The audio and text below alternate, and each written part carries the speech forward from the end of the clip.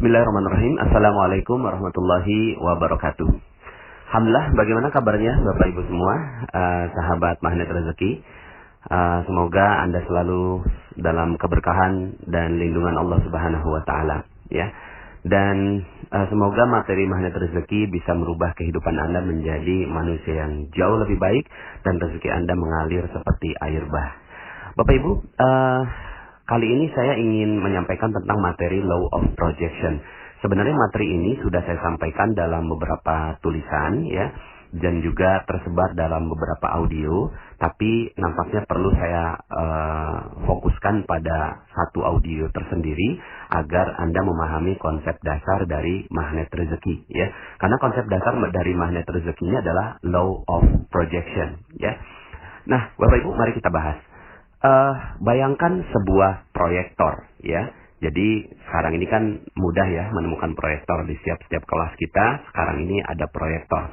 Proyektor ini dia memproyeksikan sebuah energi cahaya yang diproyeksikan terus-menerus sehingga akhirnya muncul di layar. Di layarnya muncul gambar A misalnya, begitu ya. Muncul gambar A. Kenapa muncul dari gambar A? Ya. Proyektor itu tidak berdiri sendiri, layar itu tidak berdiri sendiri, tapi ada laptop Bapak Ibu. Laptopnya ini ya yang merupakan sumber dari terciptanya gambar yang ada di layar. Nah, laptop ini juga menggambarkan huruf A misalnya, begitu ya. Nah, Bapak Ibu, inilah hubungan antara proyektor, laptop, dan layar.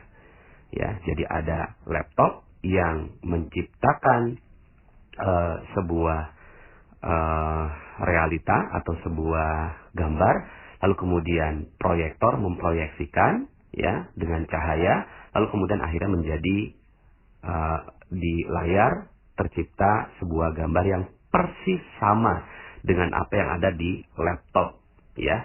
Nah, ketika misalnya gambarnya dirubah ya apa yang ada di laptop, misalnya tekan spasi gitu ya. Kalau dalam PowerPoint kan tinggal dipencet spasi maka berubah. Nah, berubah menjadi gambar B misalnya gitu ya. Di laptop gambarnya B. Maka sepersekian detik ya muncul juga di layar gambar yang sama, yaitu gambar B. Nah, ini namanya Law of Projection. Bapak Ibu, dalam kehidupan kita terjadi juga hal yang demikian. Law of Projection itu berlaku di dalam diri kita. Ini yang menjadi rahasia sehingga akhirnya banyak orang tidak memahami ini sehingga akhirnya hidupnya tidak mudah untuk dikendalikan. Ya, oke, kita lihat bahwa proyektor kita bawa kemana-mana Bapak Ibu. Ya, nggak perlu dicolok, dia selalu menyala Bapak Ibu. Ya, sadar nggak sadar, suka nggak suka, tidur berbaring dan seterusnya, dia tetap memproyeksikan.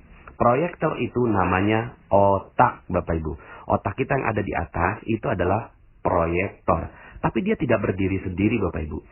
Otak kita ini dikendalikan oleh yang namanya laptop. Laptop di dalam tubuh kita, di dalam diri kita itu namanya pikiran, perasaan, dan spiritual. Ya, ini satu paket Bapak Ibu ya. Nanti saya akan jelaskan tentang hal ini. Tapi coba kita fokus pada pikiran dulu.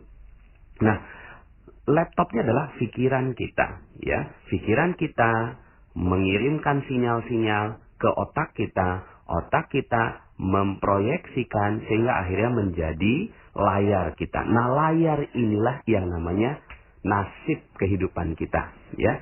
Jadi layar inilah nasib dari kehidupan kita ya. Nah, Bapak Ibu perhatikan ini.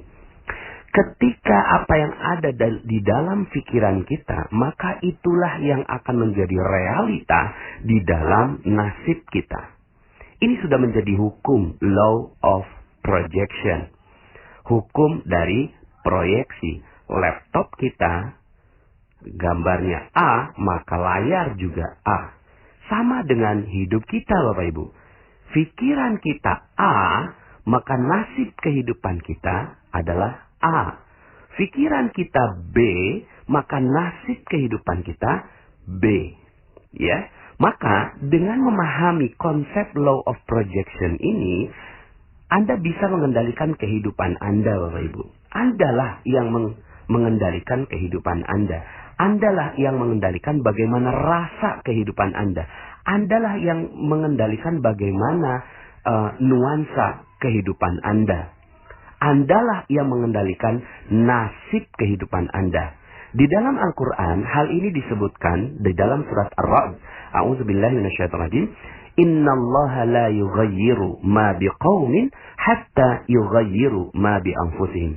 Sesungguhnya Allah tidak merubah nasib. Nasibnya di sini layar, Bapak Ibu.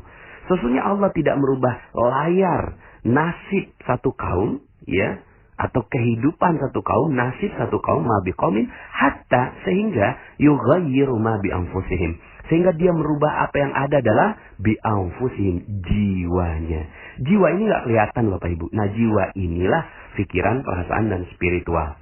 Nah, ketika laptopnya berubah, pikirannya berubah, jiwanya berubah, maka nasibnya berubah. Ini sudah menjadi hukum yang Allah tetapkan di dalam Al-Quran, ya. Nanti saya akan jelaskan perbedaan antara nasib dengan takdir, Bapak Ibu, ya. Nah, saya mau bicara tentang nasib dulu. Maka Bapak Ibu, ya, apa yang ada dalam pikiran kita, itulah yang mengendalikan seluruh kehidupan kita. Ya, makanya jangan heran kalau seandainya saya katakan bahwa saya kok berani sekali gitu ya, mengatakan bahwa Anda memahami materi magnet rezeki, maka hutang Anda lunas. Ya, kenapa kok begitu? Ya karena, ya, di dalam pikiran kita utang. Lalu kemudian dia diproyeksikan oleh otak kita, utang, sehingga akhirnya apa yang terjadi? Yang terjadi adalah di dalam nasib kita terus-menerus berhutang. Itu yang terjadi, gitu ya. Itu yang terjadi. Siapa yang menciptakan dan mengkreasikan utang itu? Kita. Kita sendiri yang mengkreasikan itu.